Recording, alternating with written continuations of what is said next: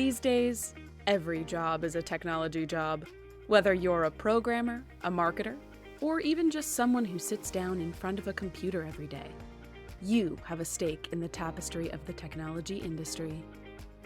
Welcome to Wits and Wisdom, a podcast sharing insights, innovations, and inspiration from the award-winning Women in Tech Summit. Join host Gloria Bell, founder of the Women in Tech Summit, multi-hyphenate entrepreneur, and advocate for equity and equality in tech as she sits down with extraordinary guests from the WITS community.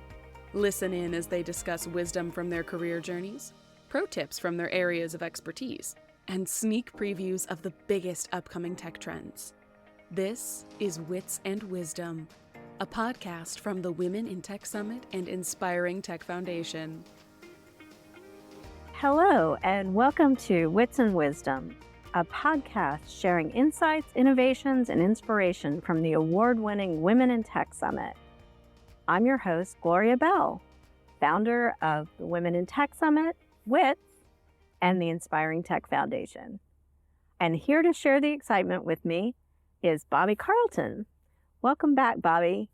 Bobbie, for our listeners who are just joining us, is the founder of Innovation Women, Innovation Nights, and Carlton PR and Marketing, plus the publisher and editor-in-chief of Lioness Magazine, and somewhere also finds time to be a frequent public speaker.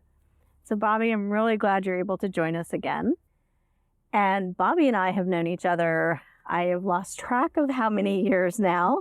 We have had the wonderful pleasure of knowing each other through the Women in Tech Summit. We originally met when Bobbie came to speak at one of our events and have become wonderful colleagues and friends. And I'm very happy that Bobbie is also now on the board of the Inspiring Tech Foundation and is helping us with our mission of ensuring that underrepresented groups in tech have the opportunity to explore all the possibilities in technology.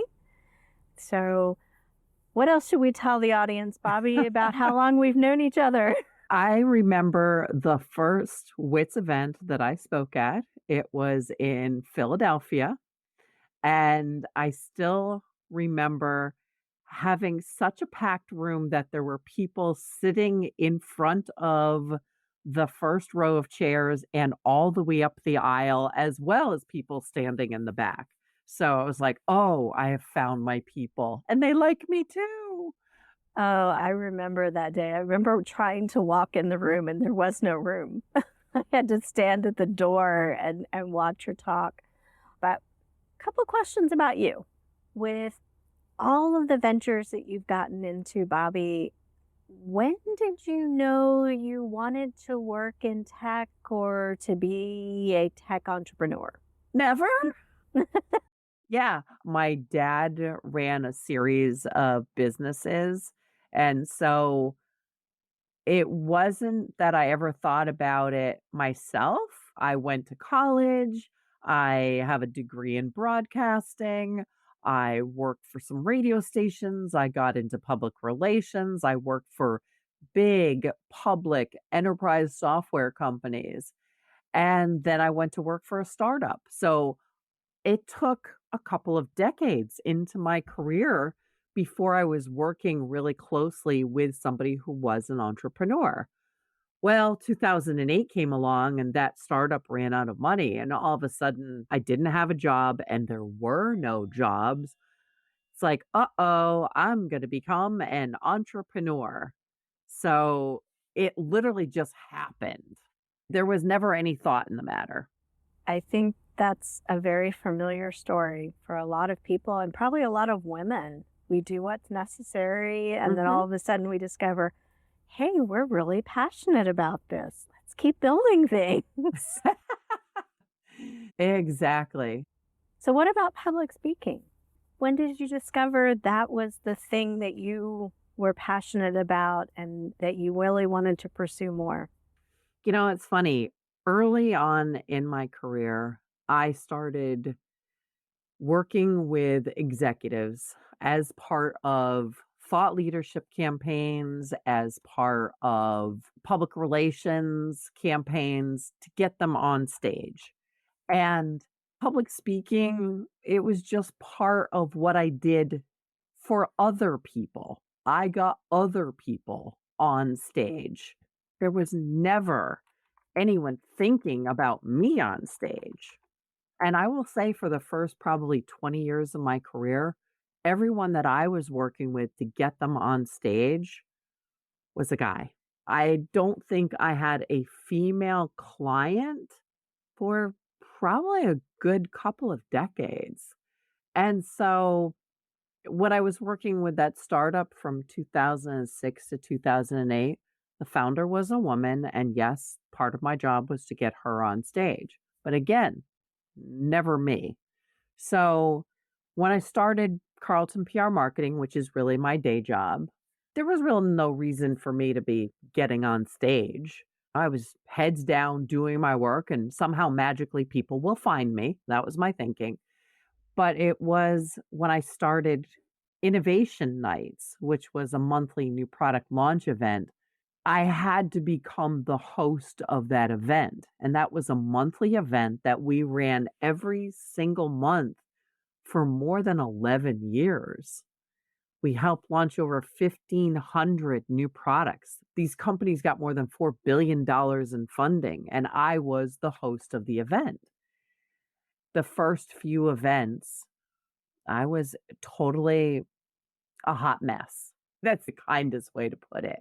It was a do-it-yourself grassroots event that we were running in spaces that were not really event spaces. And someone had to be the MC.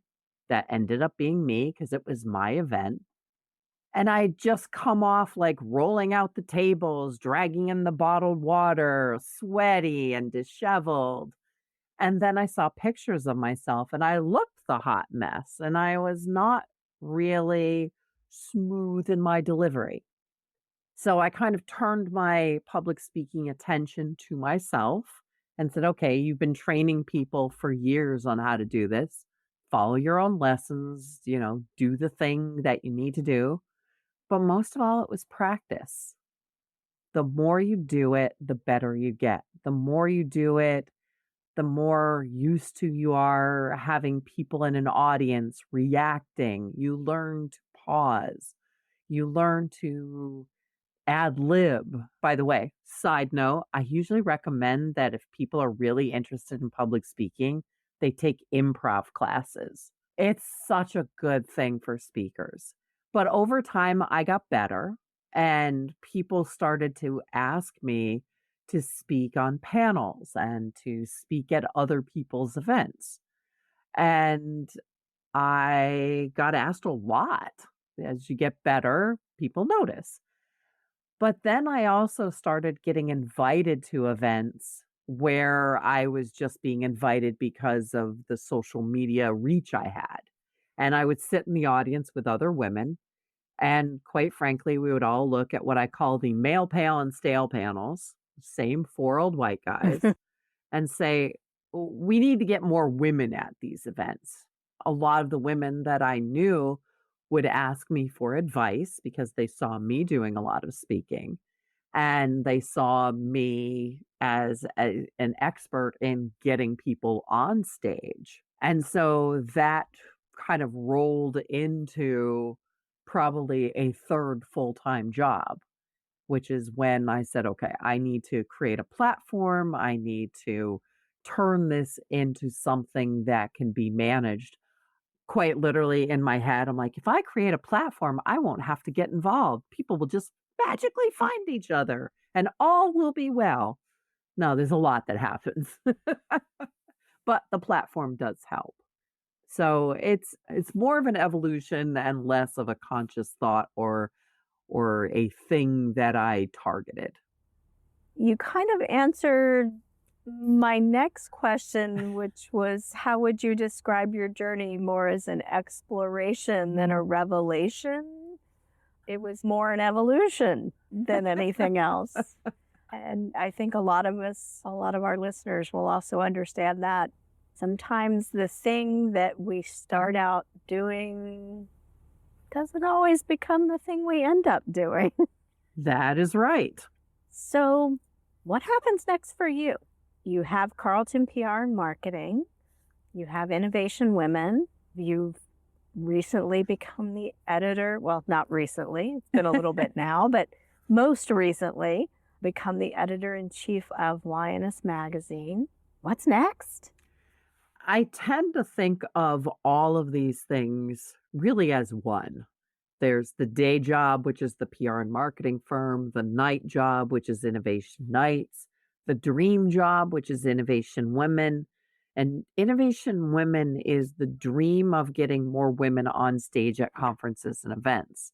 And during the pandemic, I bought 2 additional companies, not just Lioness. I also bought a research service for speakers called My Speaker Leads.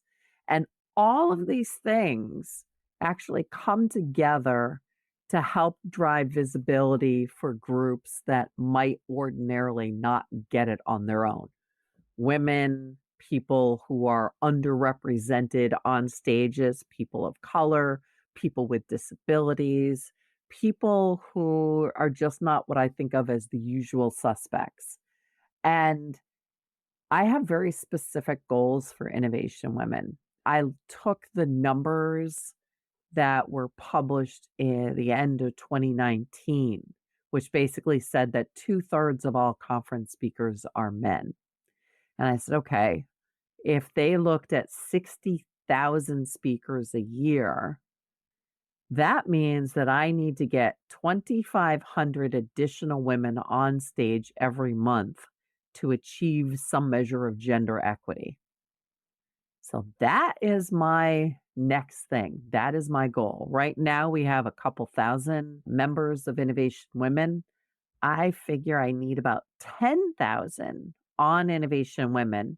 Number one, to answer all the requests. I mean, we have something like 600 different events at any given time on the Innovation Women platform looking for speakers, active calls for speakers on any given day.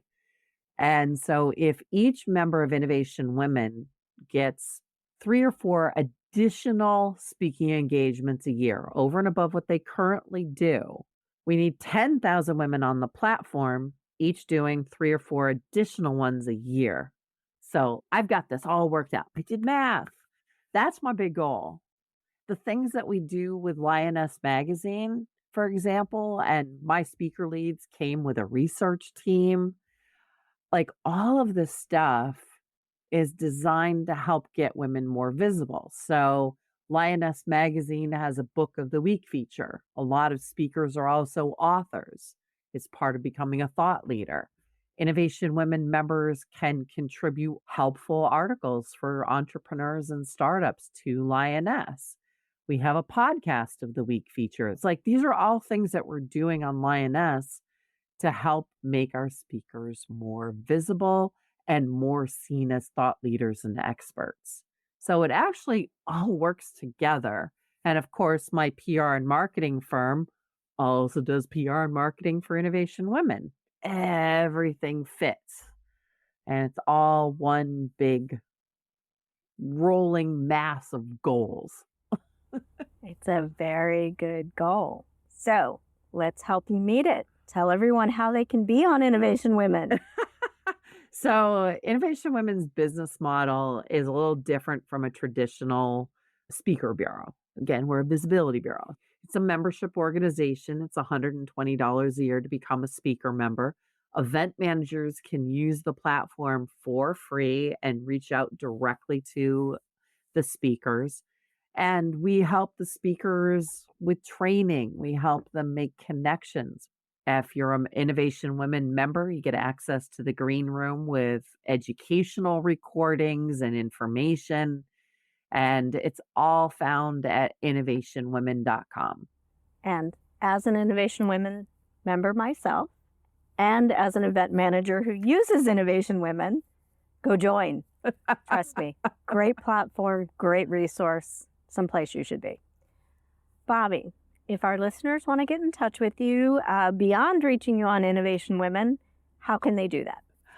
I am very findable online. Bobbie is spelled Bobbie. There is actually another Bobbie Carlton out there in the universe, and he spells his name with a Y. But you can find me on Twitter as Bobbie C, Bobbiec, and Innovation Women is on both Instagram and Twitter at Women Inno. We mentioned Lioness Magazine a couple times and lionessmagazine.com. Definitely check it out if you are a female entrepreneur and you are looking for information and inspiration for your entrepreneurial ventures. Lionessmagazine.com is a great place to catch up with me. Thank you so much, Bobbie. This has been 2 amazing conversations. I always have such a great time chatting with you, and I know our listeners have taken away some wonderful information, great actionable things, and I really encourage you, if you have an opportunity to see Bobbie speak in person, please come join us, see Bobbie, see our other speakers. I am going to be going to the Chicago WITS event as well. And you can register for those events by going to womenintechsummit.com. You can see the schedule and the speakers by clicking on each of the different cities there. And if you are interested in submitting a speaking proposal to WITS, there is a link right there on our homepage at womenintechsummit.com. Now, our 2023 call for speaking proposals is technically closed, but you can still submit a speaking proposal. And if we have additional openings throughout the year at one of our various events, we will be reviewing additional speaking proposals as the need arises. So I would encourage you, if you're interested in speaking, get those over to us so that we can take a look at them. Thank you all so much. Thank you, Bobbie, again. And thank you to all of our listeners for joining us. Can't wait to see you and talk to you again on the next Wits and Wisdom. Ready to learn more about the Women in Tech Summit? Visit our website at womenintechsummit.net. That's womenintechsummit.net. to view our most up-to-date event schedules, calls for speakers, and sponsorship opportunities. If you enjoyed this episode, bookmark the show, give us a follow, or leave a review on Apple Podcasts. It helps us educate, inspire, and connect with even more movers and shakers within and beyond the technology industry. Thanks for listening, and see you here again soon on Wits and Wisdom, a podcast from the Women in Tech Summit and the Inspiring Tech Foundation.